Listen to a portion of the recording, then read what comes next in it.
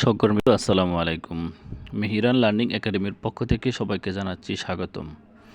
আজকে এইমাত্র বহু আকাঙ্ক্ষিত একটি সম্মতিপত্র জারি হয়েছে উৎসব ভাতা বৃদ্ধি, যে চারটি শর্তে বৃদ্ধি পেয়েছে শিক্ষকদের উৎসব ভাতা। আজকে আমরা জানব যে কার কার উৎসব ভাতা বৃদ্ধি পেয়েছে, শিক্ষকদের নাকি কর্মচারীদের, মাদ্রাসা শিক্ষা অধিদপ্তর বা কারিগরি শিক্ষা অধিদপ্তর শিক্ষকদের বৃদ্ধি পেয়েছে কিনা এই নিয়ে আজকে আমরা আলোচনা করব।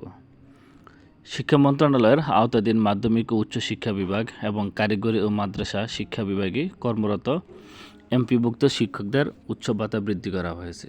অর্থাৎ মাউসি অধীন এবং কারিগরি মাদ্রাসা শিক্ষার যারা কারিগরিতে আছেন, মাদ্রাসা শিক্ষা বোর্ডে আছেন, কর্মরত এমপিভুক্ত শিক্ষকদের উচ্চ ভাতা বৃদ্ধি করা হয়েছে।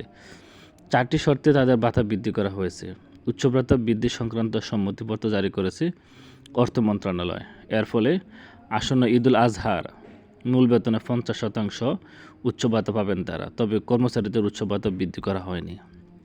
অর্থাৎ এমপিভুক্ত মাদ্রাসা, মাউসি এবং কারিগরি শিক্ষা বোর্ডের অধীন যে শিক্ষকরা আছেন, শুধুমাত্র শিক্ষকরা, তারা এই বর্ধিত 50% উচ্চ ভাতা পাবেন। তবে কর্মচারীদের যে তারা আগে 50% পেতেন ওইটাই রয়ে গেছে, কর্মচারীদের আর বৃদ্ধি করা হয়নি। পূর্বেরটার মতোই তারা উচ্চ ভাতা পাবেন। সোমবার 26 অর্থ মন্ত্রণালয়ের প্রবিধি শাখার উপসচিব মোহাম্মদ শরীফুন্নেছা স্বাক্ষরিত এক সম্মতিপত্র থেকে এই তথ্য জানা গেছে।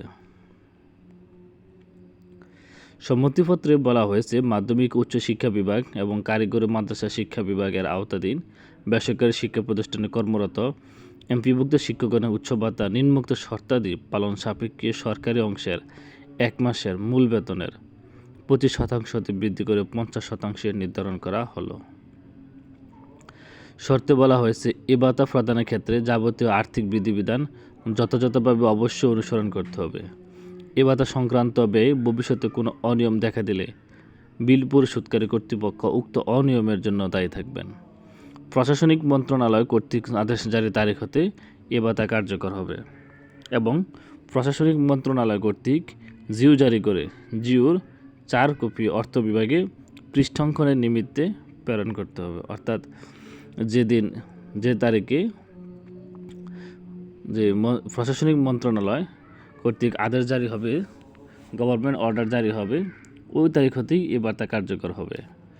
সম্মতিপত্রে আরও বলা হয়েছে, মাধ্যমিক ও উচ্চ শিক্ষা বিভাগ এবং কারিগরি ও মাদ্রাসা শিক্ষা বিভাগের আওতাধীন বেসরকারি শিক্ষা প্রতিষ্ঠানে কর্মরত এমপিভুক্ত কর্মচারীদের উচ্চ ভাতার হার যে বিদ্যমান 50%ই বহাল থাকবে। অর্থাৎ যে কর্মচারীগণ আছে, এমপিভুক্ত কর্মচারীগণ, তাদের উচ্চ ভাতা যে আগের বিদ্যমান 50% ওইটাই বহাল থাকবে, এটা আর বৃদ্ধি করা হবে না। ধন্যবাদ সবাইকে এতক্ষণ সাথে থাকার জন্য। যারা আমার চ্যানেলটি এখনও সাবস্ক্রাইব করেনি, সাবস্ক্রাইব করবেন এবং বেল আইকন বাটনে ক্লিক করবেন। আসসালামু আলাইকুম।